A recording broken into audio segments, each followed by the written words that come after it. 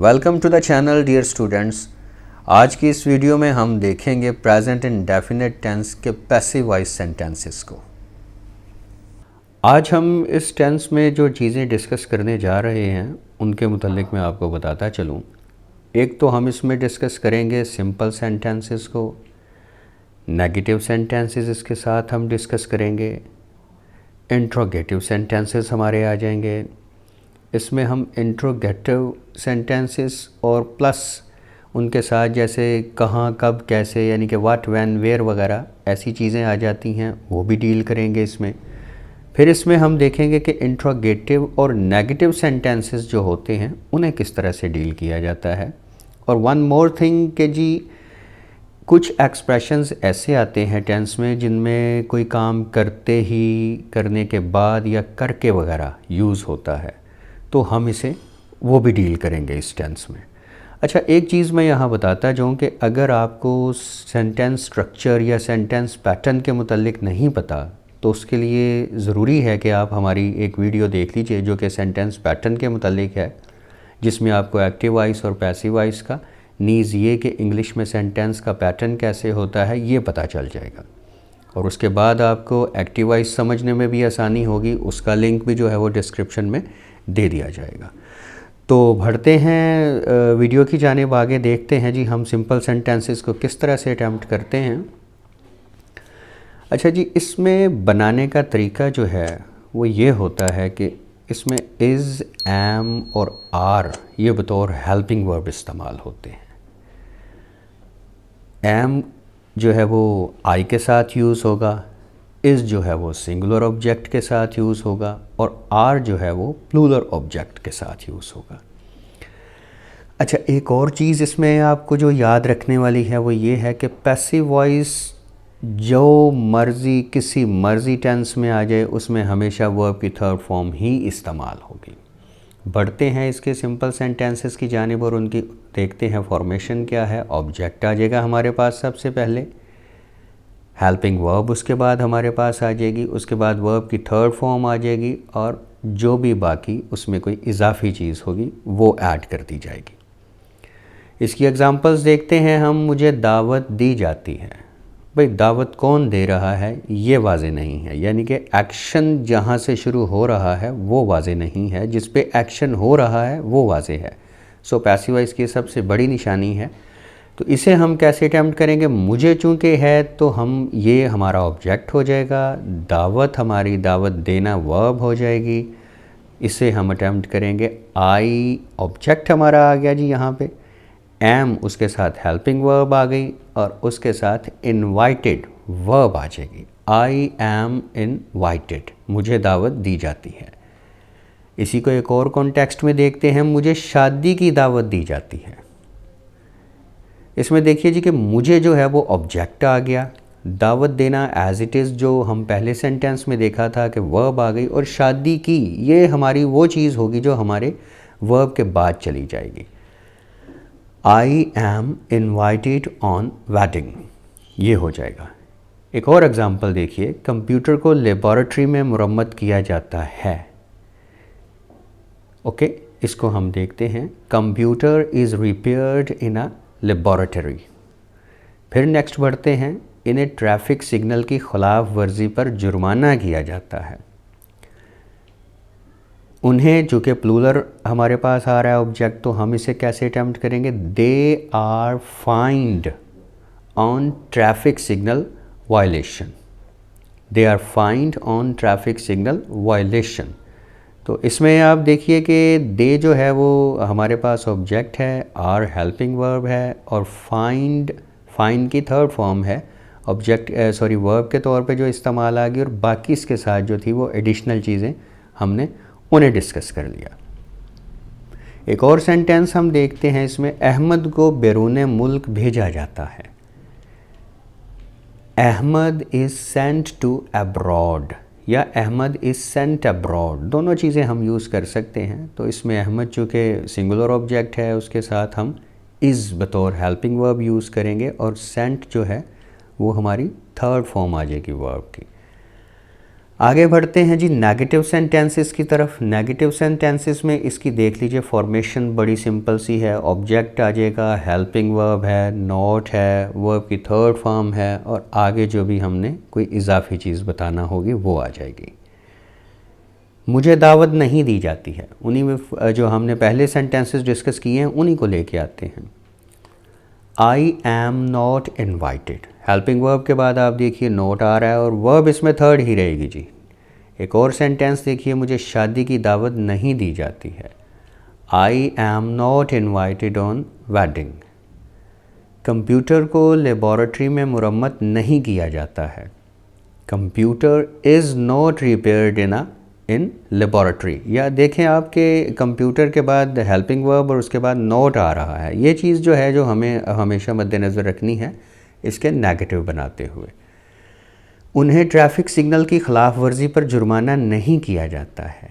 They are not fined on traffic signal violation. Ahmed को बैरून मुल्क नहीं भेजा जाता है।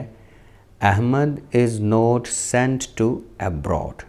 सो this is what negative sentences and I hope कि आपको ये समझ आ रही है। बढ़ते हैं जी आगे और इसमें देखते हैं इंट्रोगेटिव सेंटेंसेस को। इसकी फॉर्मेशन क्या है? हेल्पिंग वर्ब सबसे पहले आ जाएगी जी, उसके बाद हमारा ऑब्जेक्ट आ जाएगा, उसके बाद वर्ब की थर्ड फॉर्म और अगेन क्वेश्चन मार्क इसमें लाजमी तौर पे आएगा, क्योंकि अगर हमारे लिखे हुए सेंटेंस में क्वेश्चन मार्क नहीं होगा तो हमारा सेंटेंस इनकरेक्ट कंसीडर होगा। क्या मुझे दावत दी जाती है? Simply am I invited. क्या मुझे शादी की दावत दी जाती है? Am I invited on wedding. क्या कंप्यूटर को लेबॉरेटरी में मुरम्मत किया जाता है? Is computer repaired in laboratory. क्या उन्हें ट्रैफिक सिग्नल की खिलाफ वर्जी पर जुर्माना किया जाता है? Are they fined on traffic signal violation. और क्या अहमद को बैरून मुल्क भेजा जाता है? Is Ahmed sent to abroad. अच्छा जी, देखें आपके ये सारे सादा सेंटेंसेस हैं, उसी तरह जैसे हम एक्टिव वॉइस में भी कर चुके हैं। हेल्पिंग वर्ब हमने सेंटेंस के बिल्कुल शुरू में लगा दी है, तो ये हमारा इंट्रोगेटिव सेंटेंस बन जाएगा। आगे बढ़ते हैं। आगे हमारे पास आ जाते हैं interrogative sentences with what, when, where etcetera, यानी कि क्यों, कहाँ, कब, कैसे जैसे वाले फ़िक्रात जो होते हैं उनमें वो आ जाएंगे।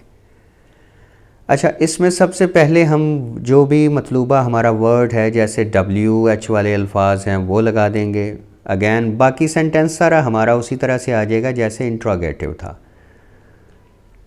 देखते हैं इसको। क्या मुझे दावत कहाँ दी जाती है? Where am I invited. तो गौर कीजिए कि पहले हमने क्या किया था, एम आई इन्वाइटेड, अब क्या है, वेयर एम आई इन्वाइटेड। तो ये हमारा जो है वो डबल इंट्रोगेटिव या इंट्रोगेटिव विद वेयर वगैरह के साथ जो है वो अटैम्प्ट हो गया। मुझे शादी की दावत क्यों दी जाती है? Why am I invited on wedding. Computer को लेबॉरेटरी में कब मुरम्मत किया जाता है? When is computer repaired in laboratory. उन्हें ट्रैफिक सिग्नल की खिलाफ वर्जी पर जुर्माना क्यों किया जाता है? Why are they fined on traffic signal violation. Ahmed को बैरून मुल्क क्यों भेजा जाता है? Why is Ahmed sent to abroad. अच्छा स्टूडेंट्स, इसमें एक चीज़ देखिए कि जो भी हमारे पास एडिशनल चीज़ आ रही है, जैसे where, why, when, why and again why, इन सब को हमने जो है वो हेल्पिंग वर्ब जो चल रही हैं हमारे पास उनसे पहले लगाया है। तो इस तरह से इन्होंने हमारा मौक़िफ़ जो है वो क्लियरली वाज़े कर दिया है। आगे बढ़ते हैं जी। आगे हमारे पास कौन सा फॉर्म आता है? इंट्रोगेटिव प्लस नेगेटिव, यानी कि ये इंट्रोगेटिव तो होते ही हैं, उसके साथ इनमें नेगेटिविटी भी पाई जाती है। Negativity in the sense of के मनफी फ़िक्रात हैं ये। इसमें जी हमने क्या करना है कि हेल्पिंग वर्ब लगा देना है सबसे पहले, या WH वाले जो अल्फाज हमारे पास आते हैं, क्यों, कहाँ, कब, कैसे वाले, ये शुरू में आ जाएगा। उसके बाद ऑब्जेक्ट आ जाएगा हमारा, फिर नॉट आ जाएगा और फिर वर्ब की थर्ड फॉर्म। और अगेन यहाँ पे भी जो है वो हमने क्वेश्चन मार्क को ज़रूर लगाना है। जैसे क्या मुझे दावत नहीं दी जाती है, एम आई नॉट इन्वाइटेड। देखिए एम आई और उसके बाद नॉट और इन्वाइटेड के बाद जो है वो हमने क्वेश्चन मार्क लगा दिया। आगे बढ़िए, मुझे शादी की दावत क्यों नहीं दी जाती है, why am I not invited on wedding. क्या कंप्यूटर को लेबॉरेटरी में मुरम्मत नहीं किया जाता है, is computer not repaired in laboratory. उन्हें ट्रैफिक सिग्नल की खिलाफ वर्जी पर जुर्माना क्यों नहीं किया जाता है, why are they not fined on traffic signal violation. क्या अहमद को बैरून मुल्क नहीं भेजा जाता है, is Ahmed not sent to abroad.